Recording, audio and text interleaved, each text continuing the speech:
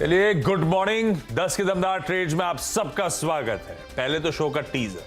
हमारे साथ 10 के दमदार ट्रेड्स में आज होंगे कोटक सिक्योरिटीज के श्रीकांत चौहान साहब, सेंट्रम ब्रोकिंग के नीलेश जैन साहब ऑलरेडी जुड़ चुके हैं। भाई आज का सवाल जो है 10:20 वाला वीरू, वो श्रीकांत के सौजन्य से आना है। श्रीकांत, बल्कि नीलेश आप भी रेडी रहा करिए बढ़िया बढ़िया सवालों के साथ।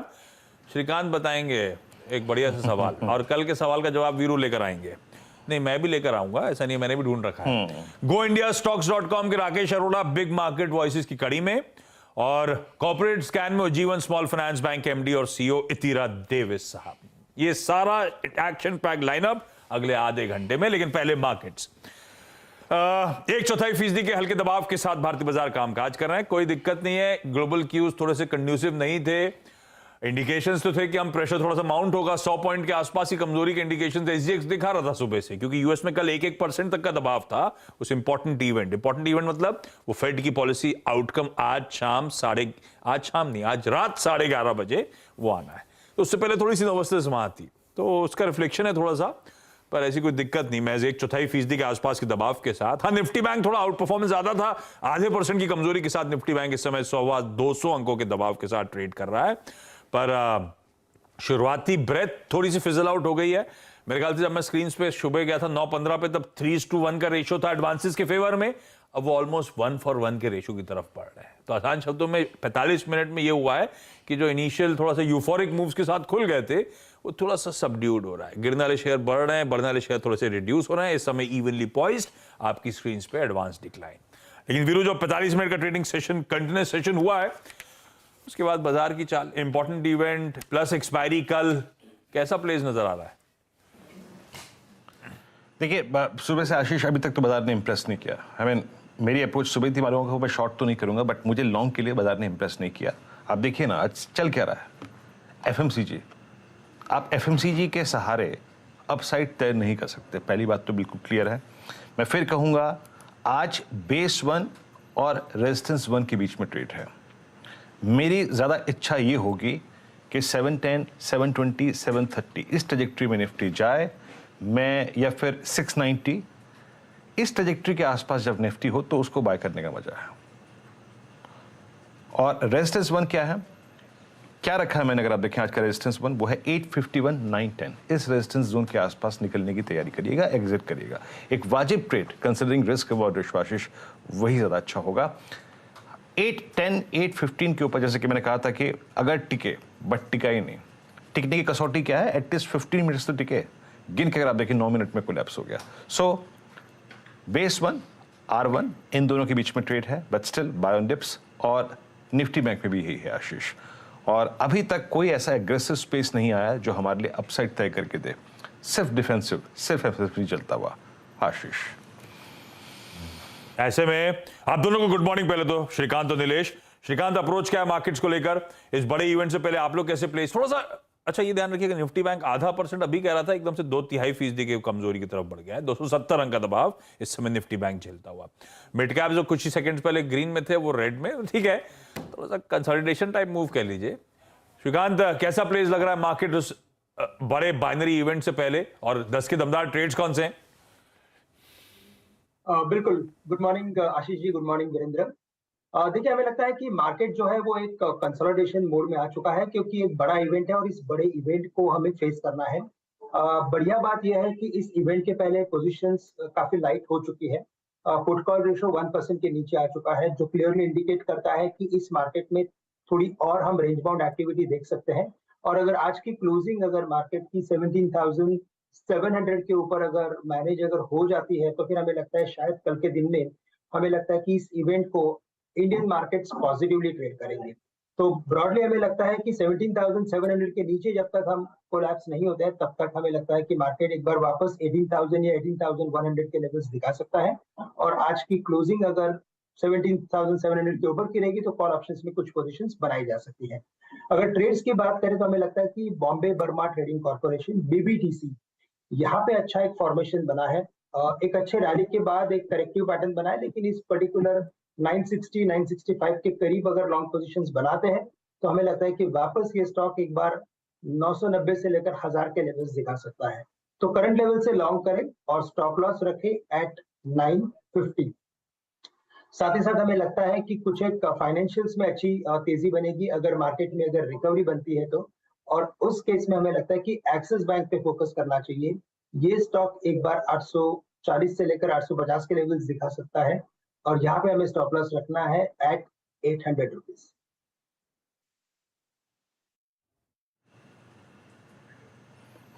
बॉम्बे बर्मा अगर आप देखें आज आपने पिक किया है, इंटरेस्टिंग। 964 अगर आप देखें ट्रेड करता हूँ 990 और करीब करीब 1000 रुपए के लक्ष्य के लिए आपने इसको पिक किया है।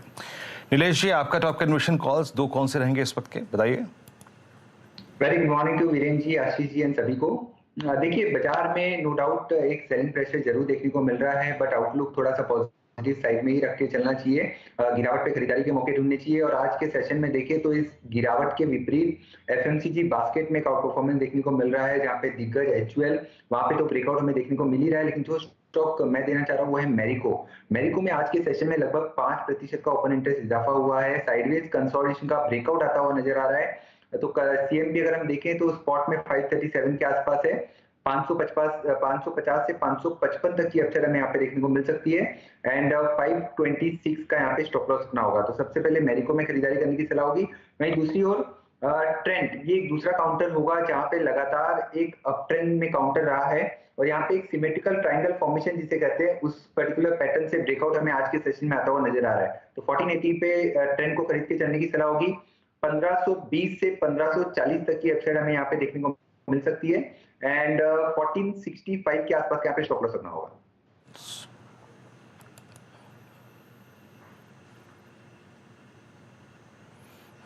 ट्रेंड 1487। इनफैक्ट ये ट्रेंड एक इंटरेस्टिंग चार्ट है। आज से आई थिंक 5 रोज पहले मैं इस वक्त इसके चार्ट को देख भी रहा था। ऑल टाइम हाई ट्रेजेक्टरी पे ट्रेड कर रहा था। 1488 आज का ये प्राइस इसका ऑल टाइम हाई क्लस्टर है। Not since it's not a close, अभी भी हम डे में फ्लोट कर रहे हैं। ये ऑल टाइम हाई क्लस्टर है और वैसे अगर आप देखें 1518 इसका ऑल टाइम हाई है जो कि इसने क्रिएट किया था करीब 18 अगस्त को। श्रीकांत, एक दो चीज़ और है, आज बाजार थोड़ा डिफेंसिव हो रहा है, थोड़ा खिसकने की कोशिश कर रहा है एफएमसीजी की तरफ। आप एफएमसीजी बास्केट में क्या प्रिफर कर रहे हैं? अगर मान लीजिए एक दो दिन बाजार साइडवेज रहा, इस इवेंट को वॉच कर रहा है, थोड़ा डिप भी आया, क्या एग्जैक्टली पिक करना चाहेंगे आप डिफेंसिव स्पेस में से और उसमें भी एफएमसीजी में?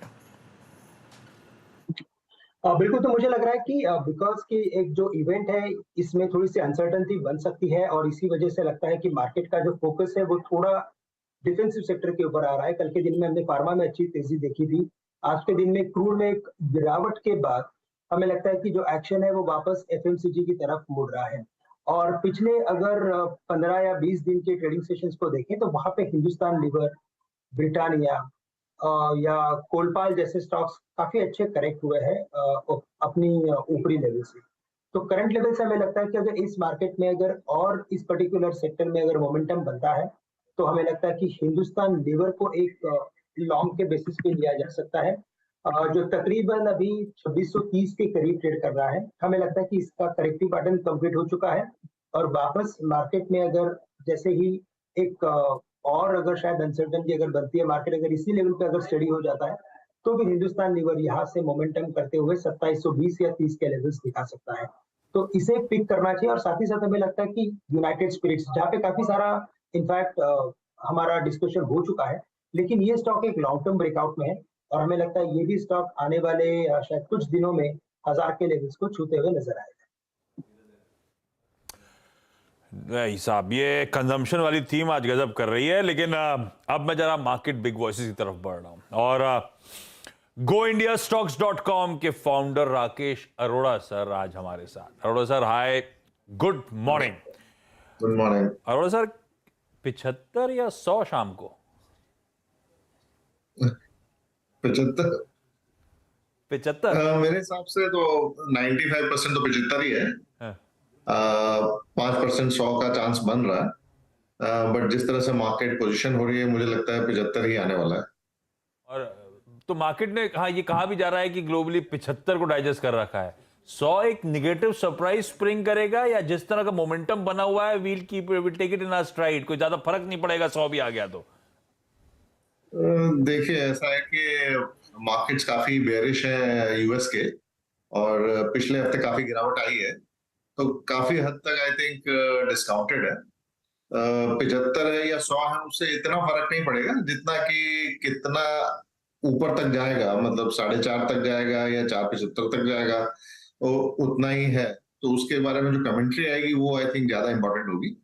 एंड मुझे लगता है कि जिस तरह से अभी एक्सपेक्टेशन थोड़ी कम हो गई है, पहले 2023 में रेट कट की एक्सपेक्टेशन बन गई थी, अभी वो एक्सपेक्टेशन काफी कम हो गई है। तो मुझे लगता है कि अधिकतर जो यूएस फेड की जो पॉलिसी में चेंजेस आ सकते हैं वो मार्केट में बिल्ट इन है। यहाँ से कोई ऐसा बड़ा सेल ऑफ ऐसा मुझे दिख नहीं। तो फिर कंसर्न्स हैं 75 या 100, ये इसके बाद और भी, और एक हिंट अगर माने तो वो जैक्सन होल में पॉवेल साहब ने दे दिया, शॉर्ट एंड क्रिस्प, क्या करना है एकदम कड़े शब्दों में। तो कई लोग मान रहे हैं आज भी कमेंट्री वैसी ही रहनी है, और अब तो फिर से इस तरह के एग्रेशन के बाद वो डर ये है कि रिसेशन हार्ड सॉफ्ट जैसा हो, रिसेशन तो जा रहा है। तो हम लोग कितने समय तक हम अच्छा कर रहे हैं इंडियन मार्केट, इसमें कोई दिक्कत नहीं है, पर ये आउट परफॉर्मेंस, ये डीकपल्ड ऐसे चलता तो है नहीं, इवेंचुअली तो हमें in tandem with the world move करना है। तो थोड़ा चैलेंजिंग समय आ रहा है कि हमारे बाजारों के लिए, ऐसा मानूं क्या?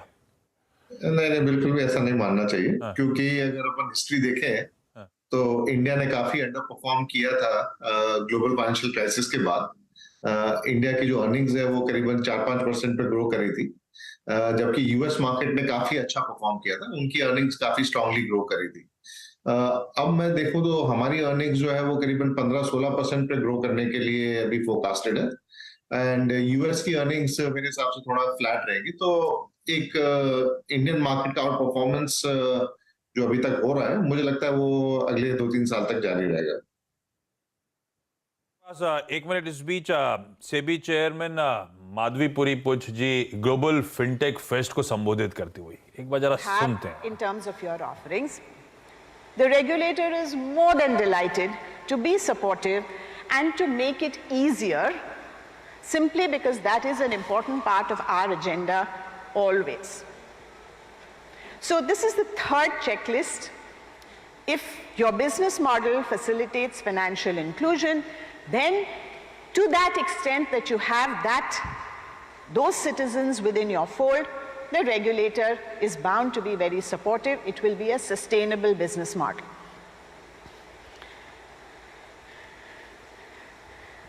This is one of the key requirements of every regulator. I refer to it as the Abhimanyu complex. If you have a business model which relies on the assumption that once the customer is in, it's very hard for him to get out, we don't like it. So building barriers to exit, again, if your business model relies on that, it is unlikely to find favor with the regulator. It's a very important principle that we follow. And therefore, as I said, when the regulator shows up, you will be vulnerable to regulatory risk, because the regulator will say a person who has ease of entering has a right for ease of exit. If you make it hard for तो फिनटेक्स regulator का role ma'am mention करती हुई। और चलिए Rakesh sir, sorry थोड़ा deviation के साथ आ रहा हूं, आप आए और कमोडिटीज की बात ना हो, और आज मेटल नहीं है, आज सीमेंट। पहले क्या व्यू बन रहा है सर? वैल्यूएशन स्ट्रेच थे तो शायद और ज्यादा स्ट्रेच नजर आ रहे होंगे जिसको लोग स्ट्रेच थे पहले। अब ये एक तो अंबुजा पे पहले आपका व्यू, अल्ट्राटेक वर्सेस अंबुजा पे आपका व्यू, और आप लोग सीमेंट अब इस अच्छे खबरों के बीच, तमाम जो अपडेट्स आ रहे हैं अच्छे मोमेंटम के बीच, आप अभी भी एक्यूमुलेट कर रहे हो, आप लोग का व्यू क्या है? और कर रहे हो तो गो इंडिया स्टॉक्स किस स्टॉक पे बुलिश है? ओके, देखिए सीमेंट सेक्टर पे हम काफी टाइम से बुलिश थे, और बुलिश होने का कारण ये था कि जो जिस तरह से कॉस्ट बढ़ी थी, कोयले की कॉस्ट, डीजल की कॉस्ट, जो करीबन 30% सीमेंट बनाने की कॉस्ट होती है, कोयला और डीजल, उसकी कॉस्ट काफी ज्यादा बढ़ गई थी। और इसके मद्देनजर सीमेंट कंपनीज ने काफी प्राइस हाइक लिया था, बट जितना लेना चाहिए था उतना नहीं ले पाई थी, क्योंकि गवर्नमेंट का काफी दबाव था। अभी सीजन चेंज हो रहा है, बिजी सीजन हम जा रहे हैं, तो वापस से आप देखेंगे कि सीमेंट प्राइस हाइक की खबरें आ रही हैं और गवर्नमेंट भी थोड़ा अभी नरम हो गई क्योंकि इन्फ्लेशन बढ़ना रुक गया है, तो इसलिए गवर्नमेंट का भी उतना दबाव नहीं है। तो अगर मैं पिछले 25 साल की हिस्ट्री देखूं, तो जब भी इस तरह का कॉस्ट प्रेशर आता है, सीमेंट प्राइसेस एक हायर लेवल पे जाके रीसेट हो जाती हैं। तो अभी पिछले 7-8 साल में करीबन 360 रुपए पर बैग के आसपास चल रहा था ऑल इंडिया एवरेज। तो अब मुझे लगता है कि करीबन 400 रुपया प्लस चलने वाला है अगले 5-7 साल के। तो जो सीमेंट कंपनीज 1,000-1,100 रुपए पर टन बना रही थी पिछले 5-7 साल से, वो मुझे लगता है कि 1,400 से 1,500 रुपए पर टन बनाएगी। तो इसके मद्देनजर हम लोग काफी बुलिश थे सीमेंट सेक्टर को लेके। Q2 का रिजल्ट थोड़ा वीक आ सकता है, Q3 का भी हो सकता है थोड़ा वीक हो, बट मुझे लगता है कि मार्केट उसके आगे देख रहा है पहले से ही, और अगर कोई डिप आएगा तो वो एक बाइंग अपॉर्चुनिटी होगी। अब आते हैं जो अडानी ने डील करी अंबुजा को लेके। काफी बुलिश है हम लोग अंबुजा सीमेंट के प्रोस्पेक्ट्स को लेके, क्योंकि आप अगर अडानी जी का जो उन्होंने स्पीच दिया है उस पर गौर करें तो उन्होंने दो चीज के बारे में बात करी। एक तो वो वॉल्यूम लीडरशिप लेना चाहते हैं जिसपे सबकी फोकस है, दूसरा है कि वो कह लेंगे it will be most profitable cement company. अब ये एक बहुत बड़ी चीज है। अभी तक जो लीडरशिप है सीमेंट कंपनीज में प्रॉफिटेबिलिटी में, वो श्री सीमेंट ने ली हुई थी। श्री सीमेंट 1,400-1,500 रुपए पर टन बना रहा था, जबकि अल्ट्राटेक और अंबुजा और ये 1,000-1,100 रुपए बना रहे थे। मुझे लगता है कि जिस तरह की कैपेबिलिटी अडानी लेके आता है, अंबुजा की प्रॉफिटेबिलिटी श्री के बराबर होके या ऊपर भी जाने की उम्मीद है। तो एक तरफ से आप वॉल्यूम लीडरशिप की बात कर रहे हैं, एक तरफ से आप कॉस्ट लीडरशिप की बात कर रहे हैं, तो अंबुजा के लिए अगले 5-7 साल मुझे लगता है कि काफी स्ट्रॉन्ग जाने वाले हैं। और जो डी रेटिंग हुई है अंबुजा की एज कंपेयर टू श्री, वो मुझे लगता है कि नैरो डाउन हो जाएगी।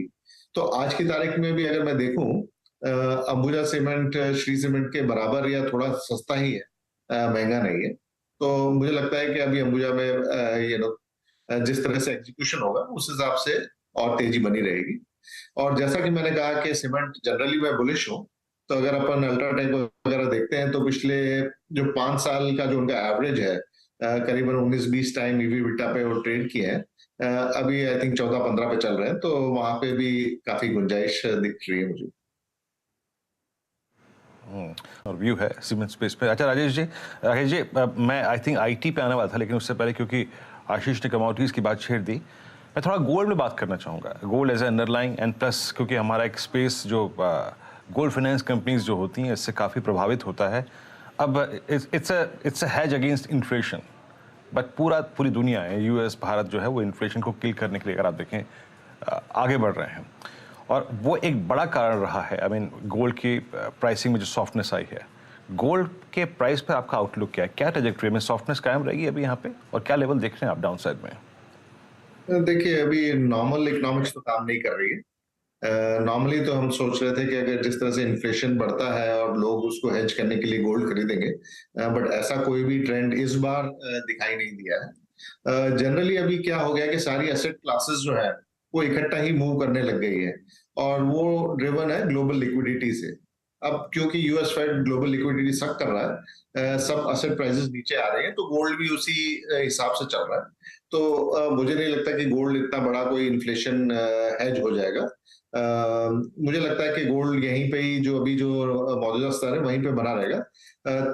थोड़ी सीजनल पिकअप आ सकती है, क्योंकि जैसे हम ये श्राद्ध सीजन खत्म होता है, इंडिया में थोड़ी बाइंग होती है फेस्टिवल्स को लेके, और फिर मैरिज सीजन भी आ जाएगा विंटर का, तो थोड़ी बहुत तेजी आ सकती है, बट कोई बहुत ज्यादा यहाँ से चेंज आ जाएगा ऐसा लग नहीं रहा।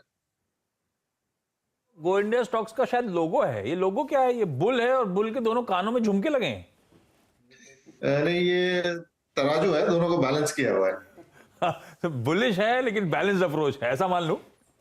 हाँ जी बिल्कुल। Rakesh sir, thank you so much जुड़ने के लिए और बढ़िया व्यू शेयर करने के लिए। और कॉर्पोरेट स्कैन की बारी, और जीवन स्मॉल फाइनेंस बैंक के एमडी और सीईओ इतीरा डेविस सर आपको आपकी स्क्रीन पर नजर आएंगे। Davis sir hi, good morning, thank you so much जुड़ने के लिए।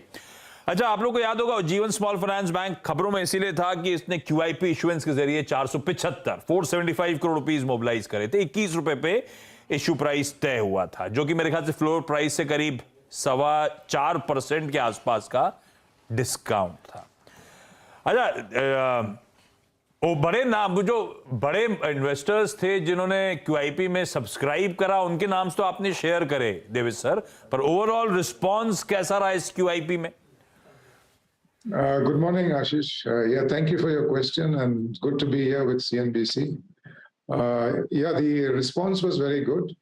We had investments from our long-term partners, some of the insurance companies, some foreign investors, and I think the overall response was about 3.3 times the subscription required.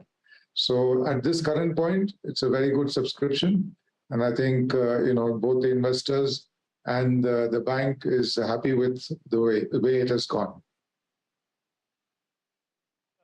जो बड़े नाम थे David sir, उसमें investors में Max Life Insurance, ICICI Prudential Life Insurance, Aditya Birla Sun Life, HDFC Life Insurance company, जो आपने मां की लिस्ट शेयर करी थी, जो बड़े इन्वेस्टर्स आए, वो ज्यादातर सिर्फ इंश्योरेंस कंपनीज क्यूआईपी में आती हुई नजर आई इंस्टीट्यूशनल क्लाइंट्स में। क्या ये वो कोरिलेशन है कि बैंक इंश्योरेंस का वर्क होता है, इसीलिए सिर्फ इंश्योरेंस प्लेयर्स ने सब्सक्राइब करा, या इंश्योरेंस प्लेयर्स के साथ जो टर्म्स हैं उसके चलते ये सिर्फ इंश्योरेंस कंपनीज ने क्यूआईपी में लार्जली सब्सक्राइब करा? No, two or three are. We have 4 insurance companies. We have Birla Mutual Fund. We have Abacus, and we have some of the foreign investors also. So it's an institutional placement. So you will only see institutional clients. Some of these insurance companies have been our partners before, and that is the background in the way they have come. But overall, it's a fairly good grouप of people that have come to invest with us. नाम अच्छे हैं, मैंने भी देखा, वो सब नाम अच्छे हैं उसमें, क्योंकि वो नजर आया ज्यादातर सब इंश्योरेंस प्लेयर्स थे। तो मैंने पूछा आपसे ऐसा क्यों कि कोई क्योंकि आप बिजनेस करते हो उनके साथ तो ज्यादा समझते हो आपको, इसीलिए भी उन्होंने सब्सक्राइब किया जो भी। हाँ, मार्क की लिस्ट थी, अच्छी लिस्ट थी। अच्छा, इस सक्सेसफुल फंड रेज के बाद David sir, long term relationships are also there. Yes, partnerships. हाँ, वो लग रहा था, इसलिए मैंने पूछा। अच्छे फंड रेज, 475 करोड़ रुपए की फंड रेज के बाद टियर 1 रेशियो आपका 18.7 से बढ़कर 22.4% पे आ गया। कैपिटलाइजेशन स्ट्रेंथन हुआ है। इसका कमेंसुरेट इंपैक्ट, किस तरह की लोन ग्रोथ आप आते हुए देख रहे हो? जरूर। कोविड के पहले we were at 26%. COVID affected us. COVID was an act of God. We couldn't control that. Now the recovery is in our hands. So with this tier 1, and we also raised a few days earlier to that, we raised some tier 2. So we are between tier 1 and tier 2, we are back at 26%. And that allows us to build on the model which we follow, which is, our largest business group is the micro banking. That model requires a little bit of extra capitalization. And that is why we have gone back to the 26% where we were before. And that allows us to grow our business for the next 12, 18, 24 months. Covid की बात छेड़ी David sir, ये Covid related provisioning, Covid related stress वो अभी भी continue हो रहा है क्या? अभी भी प्रोवाइड फॉर करना पड़ रहा है क्या? और कब तक खत्म होगा, कब तक लास्ट ट्रांच? क्योंकि शायद आपके केस में पता नहीं मुझे, लेकिन कुछ पे तो अभी भी कंटिन्यू हो रहा है। नहीं, अभी there is no continuation. That was been fully provided. Which is why if you see our fourth quarter result and the first quarter results, we are back in profits. So there is no provisioning required. And I do not expect, provisioning in the near future, because all the issues connected with COVID have been fully addressed by Ujjivan. Ujjivan is one of the banks which took those things upfront. And that is why we had a difficult year last year. Now we are recovering, and all those issues are far behind us. Results की highlight थी last quarter की वो net NPA levels, mayor 0.11%। किसी भी lender में सबसे कम वो net एनएनपीए के लेवल्स थे, कमेंडेबल था। जाते जाते सर आखिरी सवाल, वो अमेलगमेशन को लेकर अपडेट्स क्या है? We are now eligible after this QIP. The minimum public shareholding has been increased little beyond 25%. With that, SEBI is okay for us to move forward, because that was one of the conditions that SEBI had said, that we have to reach minimum public shareholding before we can move with the reverse merger. So we have met SEBI's requirement. Now we will go back to RBI and seek final approval from RBI. After that, it will be, the shareholders and the NCLT which has to approve it. So that is the final condition. And we hope that all of this can be completed in the next 12 to 15 months. साल सवा साल में शायद ये एक merged entity के तौर पे नजर आए। David sir, thank you so much जुड़ने के लिए, डिटेल में हमें समझाने के लिए। और इस बीच सन फार्मा रिलेटेड अपडेट आता हुआ, वो नीचे आपकी स्क्रीन पर कुछ सेटलमेंट को हरी झंडी मिलती हुई। सन फार्मा तो खैर आज एक्सपर्ट की पिक्स में भी था, मेरे ख्याल सतपुते साहब ने खुलने के बाद ही स्टॉक को आइडेंटिफाई करा था और अब वो धीरे धीरे मोमेंटम पिकअप करता हुआ। लेकिन वीरू, जो सवाल पूछा था वो वापस पूछा जाए। कौन सा ऐसा देश है जिसमें पिरामिड्स की संख्या बहुत ज़्यादा है? अच्छा आशीष, मेरे को एक बात अच्छी लगी कि इस सेगमेंट को देख देख के पहले सचिन काफ़ी प्रभावित थे और अब श्रीकांत अपना प्रश्न लेके आए हैं, तो लोकप्रियता थोड़ी सी बढ़ती जा रही है। और यकीन मानिए, उम्र की इस दहलीज पे अब इतिहास पढ़ने में बड़ा मज़ा आ रहा है आजकल। ये सेगमेंट ही सही, लेकिन इसके चलते आज कल इतिहास पढ़ने में बड़ा मज़ा आ रहा है। मैं आप ये उज्जीवन में बिजी थे, मैं यहाँ पे पिरामिड से बिजी था, तो मजा आया। लेकिन इस सवाल का उत्तर आशीष, अगर आपने पढ़ा, बहुत बिजी होते हैं। मेरे लिए तो आंसर कल ही आ गया था। इससे ज्यादा तो पिरामिड इतनी जगह में दिखेंगे। डायरेक्टर साहब दिखाइएगा, पिरामिड दिखाइएगा जो सुबह मैंने बोला था रख लीजिए संभाल के। डायरेक्टर साहब हैं क्या? नहीं, मेरे ख्याल से खींच के नहीं लाए। ये देखिए, इससे ज्यादा पिरामिड इतनी जगह में कौन बना सकता है? ये वीरू की आज की निफ्टी बैंक की स्ट्रेटेजी है। इससे ज्यादा कहीं है क्या पिरामिड? नहीं वैसे मेरे लिए तो आंसर इजिप्ट था, लेकिन इजिप्ट नहीं है। हमारे ट्विटर के फॉलोअर्स ने बहुत बढ़िया, आपने जैसे सवाल पूछा 25 आज नाम नहीं ले सकता इसका किसी का, क्योंकि 25-50 जवाब आ गए थे इंस्टेंटली अगले 5 मिनट के अंदर। आपने भी नोटिस करा होगा। तो ये पिरामिड जो घूमने फिरने का काम, दो चीजें, पानी के अंदर डुबकी लगानी और पिरामिड घूमना हो तो हर्षदा का दरवाजा खटखटा लेने का। तो आज नीरज जी की जगह हर्षदा आपको स्टूडियो में मौजूद रहेंगी आपका आंसर देने के लिए। एक्चुअली ये धारणा है कि क्योंकि पिरामिड से हम सीधा इजिप्ट ही करते हैं, लेकिन इजिप्ट के नीचे का जो देश है सूडान, उसमें सबसे ज्यादा पिरामिड्स है। क्योंकि दरअसल इजिप्ट उस समय में, अब तो इजिप्ट और सूडान अलग अलग देश हैं, एक नूबियन किंगडम हुआ करता था और किंगडम ऑफ कुश एक पूरा एम्पायर था। और उन्होंने दरअसल जो अब प्रॉपर सूडान में है, उन्होंने 200 से ज़्यादा पिरामिड्स बनाए थे। लेकिन उनके पिरामिड बनाने का तरीका और इजिप्शियन पिरामिड्स के तरीके में थोड़ा सा अंतर है। अब इजिप्शियन पिरामिड्स में यही होता था कि ऊपर से प्लेटिंग हो जाती थी, ऐसे पुट्टी हो जाती थी और स्मूथ हो जाता था, तो इवेंचुअली उसको गोल्ड से कवर करते थे। लेकिन जो नूबियन पिरामिड्स हैं, उनका स्ट्रक्चर में साइज छोटा होता था और वो ऐसे स्टेप्स में होते थे। और मुझे ये इसीलिए पता है क्योंकि जब मैं इजिप्ट गई थी तो आसवान में मैं एक नूबियन विलेज में रही थी। अब नूबियंस की खासियत यही है कि ये एक्चुअली अफ्रीकन डिसेंट के, अगर आप इजिप्शियंस को देखोगे उसमें अरब रेस बहुत ज़्यादा मिक्स हो गई अभी, लेकिन नूबियंस जो है वो एक्चुअल अफ्रीकन रेस है। और जो साउथ किंगडम होता था इजिप्ट का, उसका थोड़ा सा ये हिस्सा थे, लेकिन उनकी अलग आइडेंटिटी थी और उन्होंने भी सोचा कि हम भी कुछ अलग करेंगे। और उनकी हिस्ट्री में यही था कि अपने जो फेरोज या फिर जो नोबल्स मर जाते हैं उनके लिए टूम्स डेडिकेट करें। तो दरअसल सूडान में आपको 200 से ज्यादा पिरामिड्स मिलेंगे। हीरो, इससे बढ़िया आंसर मिल सकता था आपको क्या? आंसर सूडान है। आंसर है, और लगभग सूडान में 200 से 255 की संख्या में पिरामिड्स हैं, जबकि 138 जो पिरामिड्स हैं वो आपका इजिप्ट में हैं। और ये जो सूडान के जो पिरामिड्स हैं, इनकी औसतन हाइट ये उनसे छोटे हैं इजिप्शियन पिरामिड से, 20 से लेकर 98 फीट, जबकि इजिप्ट के जो पिरामिड्स हैं आशीष, उनकी जो हाइट है वो करीब 453 फीट। आशीष, कभी मौका मिले तो जरूर जाइएगा। इन पिरामिड्स को इजिप्ट के देख के आपको अचंबा भी होगा, हैरत भी होगी, हर्षदा बता रही थी, दया भी आएगी। यकीन माने, हाँ कहनी थी बहुत ही देख के मजा आ जाता है। पर कहाँ जाएंगे? मतलब आप ना आशीष जानते हैं, आप ना विजुअली, मतलब जब पिक्चर देखते हैं ना, पिक्चर में बिलीव ही नहीं कर सकते। आप गए हो पिरामिड्स क्या है ये? उसका एक नहीं, मैं भी गया हूँ। वीरू की मुलाकात पहली बार यतिन से इजिप्ट में ही हुई थी। दोनों मम्मी के साथ फोटो Correct. खिंचवा रहे थे। चलिए आंसर हो गया। अब मैं समझ आज का सवाल। नीरज जी गुस्से में बगल में खड़े हुए हैं, थोड़े में मेल डाल देंगे कि जब देखो शो ओवर कर देते हैं।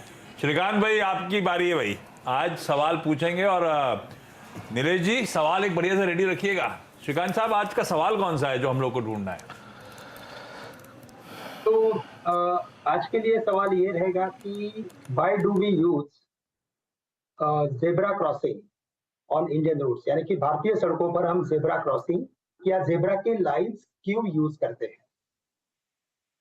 ये नहीं है कि हम रोड क्रॉस करने के लिए, ये क्यों आया, क्यों इस्तेमाल जेब्रा क्रॉसिंग स्पेसिफिकली हम करते हैं, व्हाइट और काली लाइंस का क्यों इस्तेमाल होता है, ये कह रहा या हूं। इन्हीं को क्यों यूज करते हैं? और इन्हीं भी को काफी क्यों? सारे, लाइक इसको येलो भी कर सकते थे, इसको रेड भी कर सकते थे, तो जेब्रा यानी कि ब्लैक एंड व्हाइट हम लोग क्यों यूज?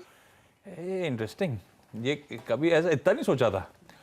चलिए भाई साहब, लेकिन कल आप मिल जाइएगा, इस समय फोन लगाएंगे आपको, ऐसा ना आप जवाब ही ना दो, हम लोग अपने ही आंसर ढूंढते रहे। तो 10:20 में बुक है आप, कल आपसे आंसर जानेंगे।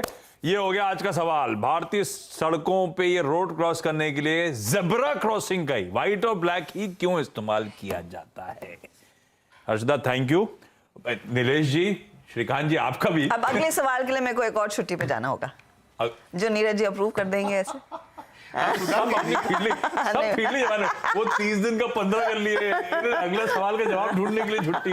देखिए ऐसी तो एक्सपीरियंसेस बिल्ड होते हैं आशीष। ये बात सही, वर्ल्ड टूर ये बात सही है, तो अभी मेल डालोगे तो जवाब ही नहीं आएगा। वर्ल्ड टूर चलिए भाई, अब वर्ल्ड टूर पर जाना पड़ेगा। ऐसे बहुत सारे एक्सपीरियंसेस होंगे, फिर 2 साल के बाद हम लोग फिर शुरुआत करेंगे। चलिए आपकी भाई, आपकी तैयारी। तो सूडान गए थे क्या आप? नहीं, सूडान बॉर्डर में गई थी। अच्छा, सूडान बॉर्डर में। सूडान बड़ा खतरनाक देश में नहीं, एक्चुअली खतरनाक है नहीं, वो ऐसे मिसकंसेप्शन है, वो काफी अच्छे लोग हैं। मेरा मानना है कि ये पिरामिड देखने से अच्छा वो जो वाइल्ड लाइफ दिखती है अफ्रीका की, कीनिया अफ्रीका की, वो साउथ अफ्रीका में, वो साउथ अफ्रीका, मतलब आपको नीचे जाना पड़ेगा, ये तो नॉर्थ अफ्रीकन नेशंस है। वो गाड़ी के बगल में आके सब खड़े हुए, वो साउथ अफ्रीका। मजा ही लगा यार। साउथ अफ्रीका उधर जाना पड़ेगा आपको, जो कि जो ब्रूस है वो छोटे हैं, तो वहाँ शूट करने में आसानी, दिखते हैं आपको, बड़े वाले जंगल नहीं वहाँ पे, छोटे छोटे जंगल खुले वो कितने हाँ, एकदम रेयर से हैं, मतलब छोटी छोटी जगहों पे। अभी तो नमीबिया जाना बनता है। वहाँ पे क्या है? चीता। अब तो इधर आ गया, आ गया, अब तो हमारे इंडिया में साथ ही आया ना, लार्जर स्केल में वहाँ दिखेंगे। कूनो पता नहीं कहाँ है, मैं तो काना सुना था। अरे भाई मध्य प्रदेश में है कूनो, है उधर ही आप गए है नहीं मध्य हो? प्रदेश में। हाँ, डायरेक्टर मुझे लगा डायरेक्टर कह रहे भाई समय हो गया, लेकिन वो भी कह रहे कूनो। चलो अच्छा, समय हो गया, 31 हो गया। शुरुआत करते हैं ट्रेडर्स हॉटलाइन की, और मार्केट आज बड़ा उठापटक मचा रहा है, अभी तो ग्रीन रेड हो रहा है। शुरुआत हेडलाइंस के साथ।